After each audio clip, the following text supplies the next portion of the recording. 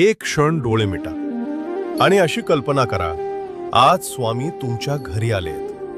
दार उघडताच समोर स्वामी उभे आहेत. शांत चेहरा, डोळ्यांत माया.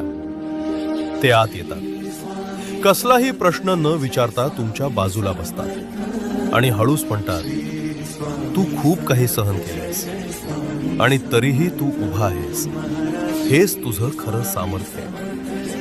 जे तुटलं ते तुला कमकुवत नाही तर शहाणं बनवतं. जे झालं नाही त्यासाठी स्वतःला दोष देऊ नकोस, कारण योग्य वेळ नेहमी योग्य उत्तर घेऊन येते.